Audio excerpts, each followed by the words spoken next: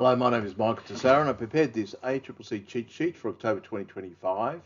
And in this presentation, I'll be going through all the developments in relation to ACCC in that particular month. And I guess you can see I've fallen behind it again. So I'm doing this in the 5th of December 2025. So hopefully I'll catch up shortly. So a bit of background about myself. I'm a competition and consumer lawyer and I've been running my own practice to sale legal consulting for the last 18 years. I help companies and individuals with competition and consumer law matters. I also do some expert consultancy work for various legal publishers on competition and consumer law, and I have a part-time role as a general member of NCAT. So that's a good role in terms of I do a variety of things, but one of the things I do is apply the ACL, the Australian Consumer Law, to particular cases. Prior to that, I worked at the ACCC for 15 years in a variety of roles, including enforcement and mergers. Outline's pretty similar: court cases, enforcement, mergers, inquiries, consultations, authorisations, and other. It wasn't a super busy month compared to some other previous months. The case that came down in October was agreement in terms of the penalty, $18 million. And here Telstra was accused of having moved 9,000 Belong customers across to a low-speed plan without telling them. So the conduct occurred in 2020, so quite a while ago. And effectively, they moved these Belong customers over to new NBN plans. And even though the download speed was unchanged at 100 megabytes per second, the upload speed was half as fast, so 40 megabytes per second to 20 megabytes per second. So the problem was they moved them across without telling them. I think they charged them the same amount of money. So that's very misleading by omission. And so as a consequence, Telstra agreed with ACCC on a penalty of 18 million, which the court endorsed.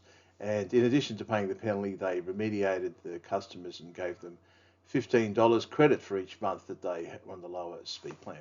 The thing that hits you with this is how do they keep making these mistakes? Telstra seems to always be having compliance issues. They've had many cases. I'm just curious about their compliance program. The big enforcement case in October was against Microsoft, and this was also an omission case.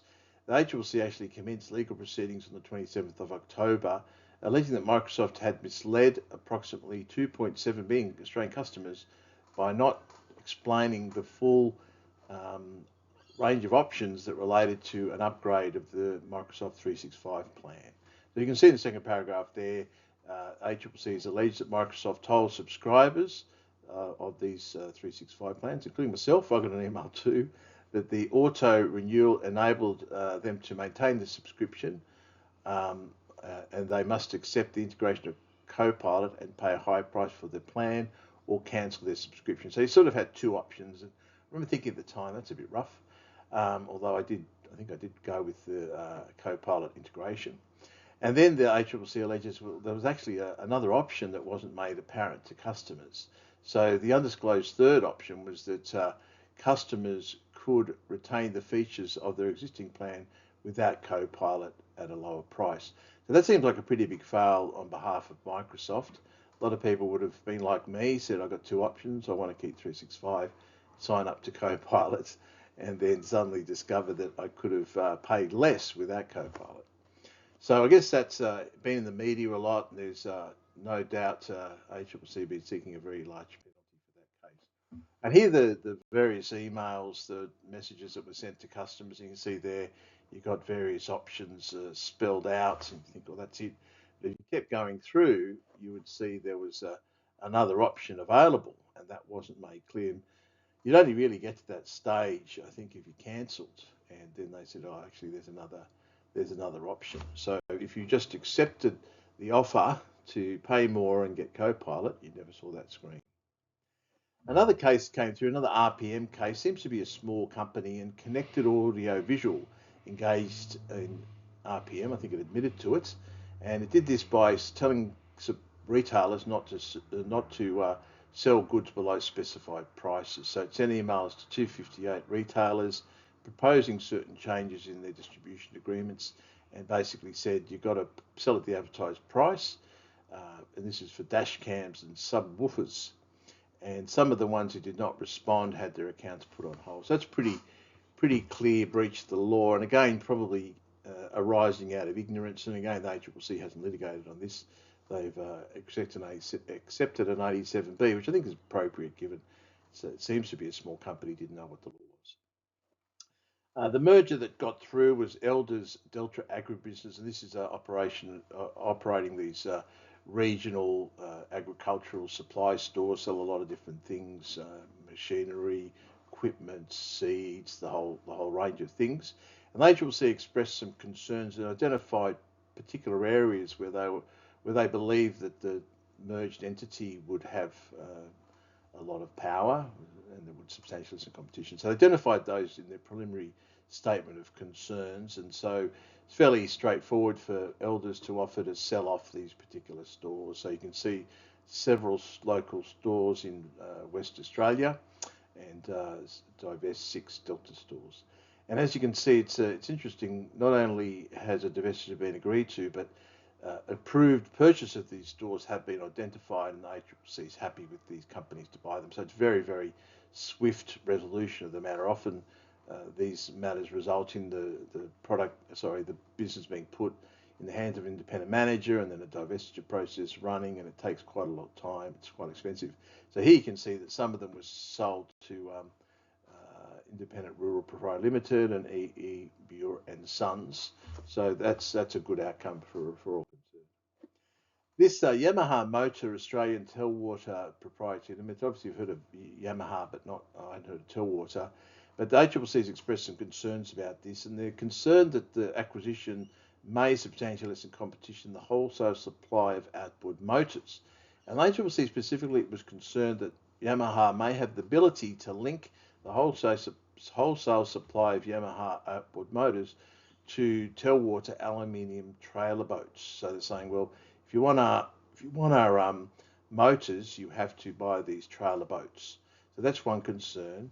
And then there was also a concern the merged entity would be able to reduce access to dealers and customers by rival suppliers of trailer boats. A little bit surprised at this one. I think it's a pretty weak theory of harm, and you wouldn't think that the barriers to entry to aluminium trailer boats would be super high. So I don't know if that's going to be sustained as a breach. I'd be very surprised if that didn't get through ultimately. This is one that ACCC expressed concerns earlier and has actually opposed, and this MicroStar and Convoy, and they, in a very niche market, they supply kegs to hotels and other venues to store beer. And the ACCC has concluded that this is going to lessen competition. And the reason for that is that there's a massive inventory of kegs. So in order to compete in this market, you have to have thousands and thousands of kegs available, which you can dispatch to various customers. And that's a big sunk cost because you really can't use these kegs for anything else. So that's probably why the ACCC is opposed it. Probably the interesting things here is the ACCC has looked at other ways of getting around, owning or leasing kegs, and they don't believe they're viable alternatives. For example, keg pooling services. But the key thing here is that Convoy is going broke. It's going out of business. And here the ACCC has got to work out, well, why has that happened? Sometimes there might be no money in the industry. Sometimes it's being managed badly. Who knows what? But I guess the thing here is the ACCC has formed the view that it's probably better for the company to go broke and be bought by a new entrant, and then competition is maintained in the market, rather than accepting a failing firm argument and letting MicroStar buy it. But it did acknowledge in in its media release, that maybe the assets will leave the market. I don't think they will, but I guess interesting to see there whether the ACCC sticks to its guns on that one. Cuscal Limited and Indu Limited, and this is a proposed acquisition by Cuscal of a competitor in the payment facilitation services market. And here the ACCC concluded that there's a lot of other competitors in the market that can provide these services, not going to result in a lessening competition. Also, they did believe that the acquisition would deliver efficiencies. So it had some public benefit. That's not super relevant, I guess, at this stage, but I guess noted that it wasn't going to lessen competition, and it was actually going to have a positive public benefit on the way the services are provided. Gas Inquiry Report. This is just a very frustrating reading because it's just going up and down, up and down. And here the gas supply in Australia's east coast is expected to improve, but it depends on how much uncontracted gas LNG providers decide to export. So you don't really know. they get a good offer overseas and they export it, then there's going to be problems. So we're expecting a surplus of between 2 and 24 petajoules for the East Coast. Now that's a big variation, don't you think? 2 to 24. So it could actually go into a deficit. Even that's possible. The Queensland LNG producers have reported a reduction in contracted LNG exports and now expect to have 22 PJs of uncontracted gas. But the fundamental thing here, this just changes so rapidly. And there were some measures brought in by the government to try and improve competition in this market. And the ACCC looked at that and concluded that these measures, the Gas Market Code, the Commonwealth Heads of Agreement with LNG exporters, and the Australian Domestic Gas Security Mechanism may have had some little effect on the market, but effectively they have not had a material impact in improving outcomes. So that was a bit of a waste of time. Maybe the government's got to get more serious with some of these measures, I think. Authorisations, a couple of them. One Circle, and this was authorisation in terms of renewable energy buying groups. They're becoming quite popular, and there's been a few authorisations in this area.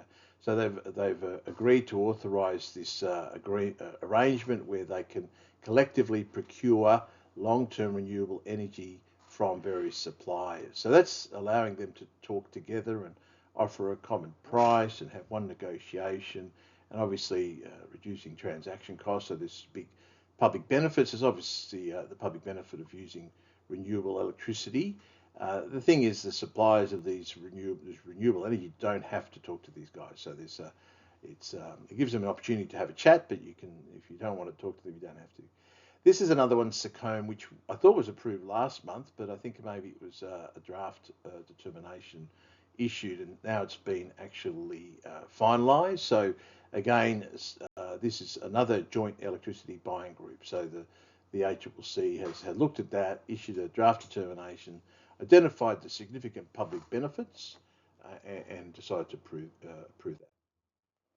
Cash in transit, this has been a saga. This is all about Linfox buying its competitor and saying it couldn't maintain its business, it's going to go broke, putting its hand out for some money from anybody who wants to give it to them. And the ABA and a number of other consumers or customers are pretty keen to keep cash in transit going. And so it was authorised for the ABA to get together with various customers. This is the big retailers and Australia Post and people who use a lot of cash to talk about ways of trying to keep cash in transit going. So now the ACCC has allowed the parties to talk together about ways of continuing Armaguard's services in the market. And there's 3 conditions on the authorisation. And this is one of them's the ABA's to develop initiatives to protect access to cash in remote areas. So effectively the ACCC said, well, okay, don't just focus on city areas, we've also got to make sure that cash is available in remote areas. So we'll see what they come back with the ABA, but clearly they're just going to have to fund Armaguard and Linfox to keep operating, which is pretty outrageous, really, if you ask me. Luke Woodward, my former boss, when I started ACCC, I worked in authorisations, moved to mergers, and really never left for many, many years. And he was my boss. He taught me a lot of what I know about mergers. Him and Jill Walker, I work with her as well at the ACCC. It's a very good appointment. I think he'll be a great person to have in the enforcement role. He's got a great eye for enforcement, knows how to run cases effectively, so he's a very good appointment. And he's taking over from Eliza Carver, and so I think he'll be a good guy to have there. And he's been appointed for 5 years, and I think it's all fair to say, he's considered one of Australia's leading competition consumer law practitioners, 30 years experience, so a very nice fellow too, I think. The other thing that happened is the inaugural Australian Competition Summit, which was run by Monash and the ACCC, and it's hopefully to be a regular fixture every year. We're going to get everybody together to talk to it. Unfortunately, I couldn't go. I had NCAT hearings on that day, so I couldn't go. But it was really good, like looking at all the people who spoke, a lot of international speakers, talking a lot about all the current big issues, obviously a lot of focus on digital technology, digital platforms. And Gina Gottlieb gave a speech, and it was fairly similar to the speech she gave at the Competition and Consumer Committee workshop of the business law section. So she gave that speech last month, pretty similar to that one. Wouldn't expect to say too much different. Looking at the promise competition, international partnerships, working with overseas regulators, right-size regulation, that's a big catchword at the moment, just making sure regulation is suitable for what is going to achieve positive outcomes for consumers, but also it's not going to create too much compliance costs for businesses. Leadership to action, competition enforcement. I think this is probably a bit of a reaction to some of the people who are saying that the level of enforcement of various regulators has to be pulled back. There's really no argument for that, and it's obviously people trying to curb the activities of the ACCC and ASIC and other people, but really their leadership is through strong competition enforcement actions and leadership to disruption, and that's obviously talking a lot about scams. Unfortunately, the only way really to stop a lot of scams, just disrupt them, give people opportunity to think twice and not part with them. So the commentary, just quickly, Telstra case, I don't know how they keep breaching the law. You just wonder how much they spend on compliance. They just don't seem to have proper checks and balances for things to get escalated to a compliant. They've probably got a massive compliance team, and these things keep happening. And at some stage, you just got to think, are these fines actually achieving a change in culture? I don't know. They've been fined so much. So I think they've got to have a real rethink. I think when there's so many breaches, maybe the ACCC should recommend an independent review of their compliance program. Get somebody in there who can look at it and work out what's going wrong. Microsoft case is a major fail by Microsoft. They tend to stay out of the news. It seems to be mainly Google and Apple and Facebook, but Microsoft has a big fail. It was really pretty dumb conduct when you think about it, to sort of say you can cancel, you can stick with Copilot, and then when somebody says I'm going to cancel, you say, hey, there's another option. So many people like myself didn't hit the cancel option. We just paid them more money for Copilot. I think Copilot's a great product, so I was quite happy to get it included in my package. But a lot of people would have said, well, I don't want to lose 365, I don't want Copilot, but I'm going to pay them more money. So it was really dumb. Elders dealt with the messages. This was very straightforward. The ACCC was very clear in what it thought the problems were, identified them. Elders were very pragmatic, not only agreed to sell the relevant businesses, but found buyers who weren't going to raise any concerns for the ACCC, and all done and dusted. So very efficient, and I don't know if the lawyers were, but I think they did a very good job on that one. Yamaha and Microsoft. Yamaha sounds like a strange theory of harm to me. I just can't see aluminium boats as being high barriers to entry, and the idea that they might try to, bundle the two services together, I just think be a pretty clear breach maybe of 47. So I just don't think it's going to happen. I think it's a strange theory of harm. The MicroStar theory of harm is much more clear. You've got a big inventory of kegs, massive sunk investment. Realistically, it's going to lessen competition. There's no other alternatives to buying and leasing these kegs. The big thing here is whether the failing firm argument should get over the line. Is there a risk of these assets leaving the market and leaving the market underserviced? The ACCC is taking a bit of a chance there, but I don't think there's anything Microstar can do in terms of divestiture, to get the matter over the line. So I don't know, maybe they could offer some behaviourals to try and get over the line. I don't know. And the final thing, Luke Woodward, a great appointment. I think it's going to really add a lot to their enforcement capabilities. I think we'll see a few odd cases in the past, I thought, being pursued by the ACCC. I didn't quite see why they would be taking them. So I think there'll be a big focus by Luke on important cases with a big impact in markets. I think just running the cases will be very efficient and effective. So, I guess depends on your perspective, but if you're on the other side of Luke in a negotiation, it's not going to be easy. So I think it was a good month for the ACCC, did a lot of good stuff, and I'm glad they got an enforcement commissioner in. I had speculated earlier that it was going to be like 12 months maybe before they got somebody else in. So somehow they were able to short circuit the process of getting state approval for the appointment, and Luke started in the job already. That's all I've got. If you've got any questions about any of this, feel free to give me a call or drop me an email. Bye-bye.